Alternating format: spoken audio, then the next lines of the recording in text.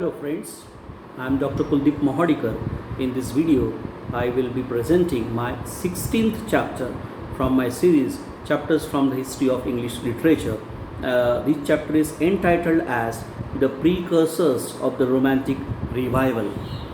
Generally, 18th century is known as the century of prose and reason. In that century, classical spirit rules supreme and all romantic tendencies lay dormant. But even when Pope's prestige was at its height, some younger poets began to stop to follow him. There was well marked reaction against the restraints of the classical school.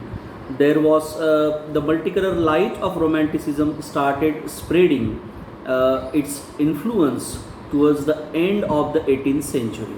The younger poets started breaking away from the school of Dryden and Pope because they felt suffocated by the rigidity of form and order. Some of the latter poets were facing both ways, looking at the neoclassical parts and the romantic future. Such poets are called as the precursors of the romantic revival or transitional poets.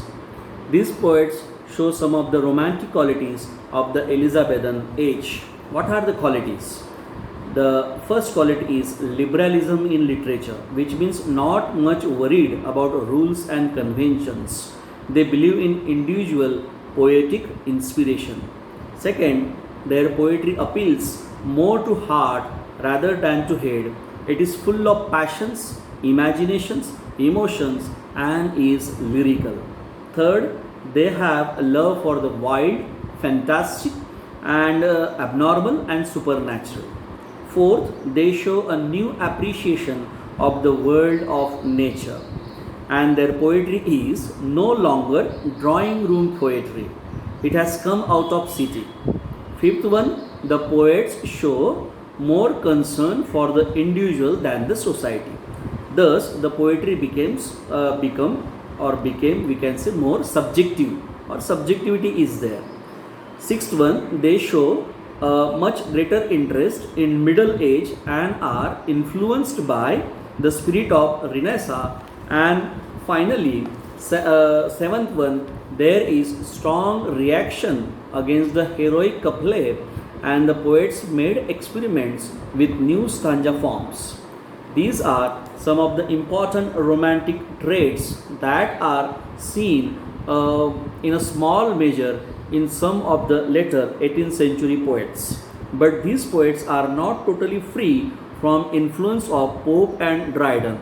Such transitional poets are James Thomson, Oliver Goldsmith, Thomas Percy, Thomas Gray, William Collins, William Cowper, George Crabbe, Robert Burns, and William Blake.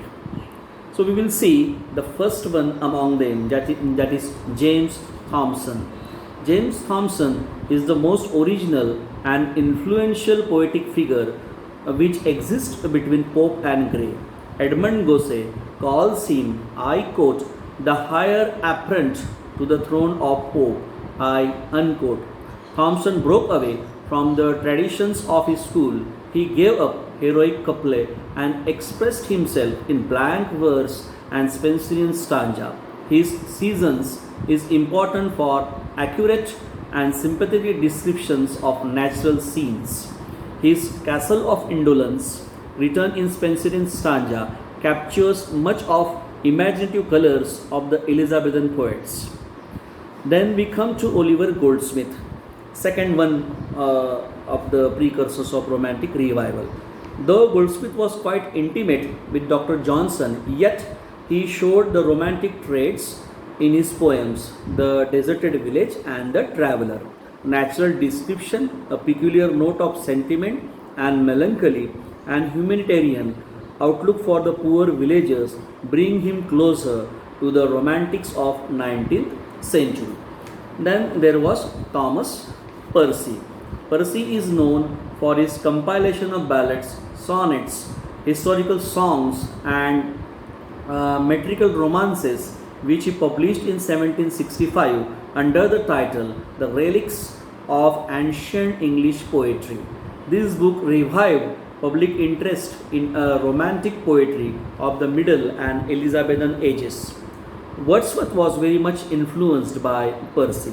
Then we will see Thomas Chatterton and James Macpherson. In the words of Wordsworth, Chatterton was a marvelous boy. His most characteristic poem, as he published as the work of Thomas Rowley, a 15th century monk, was who lived in Bristol, Chatterton's native place. The poems like Ayala and the Ballads of Charity are quite remarkable. According to Hudson, I quote, his poems are probably the most wonderful things ever written by a boy of Chatterton's age. I unquote. His works considerably influenced the Romantic poets. James Macpherson, like Chatterton, James Macpherson also published some poems of 3rd century poet named Ossian. The poems are mainly romantic.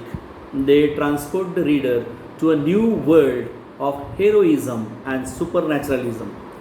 Then we will come to Thomas Gray.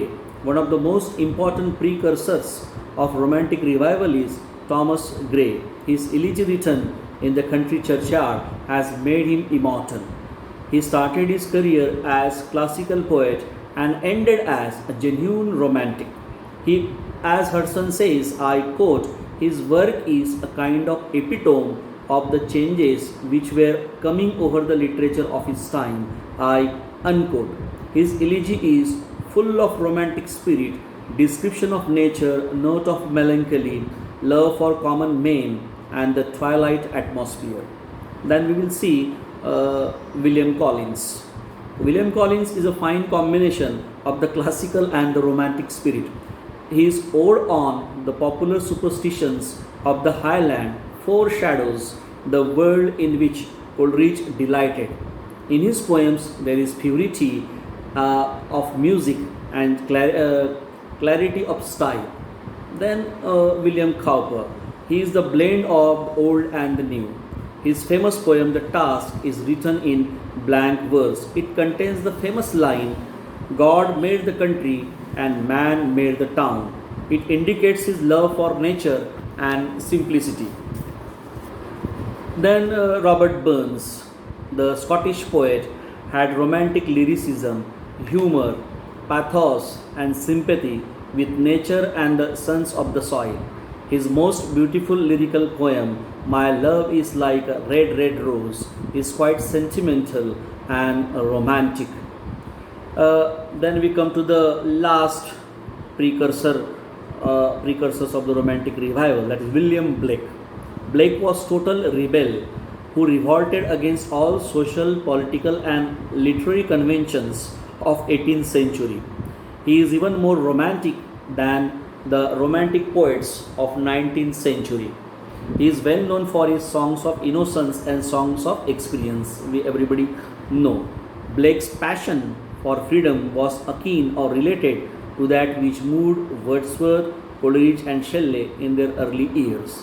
So Blake's mysticism also makes him a romantic poem. So this was all about particularly I focused on the information of the precursors of Romantic revival. So I hope you have liked this video. Thanks friends.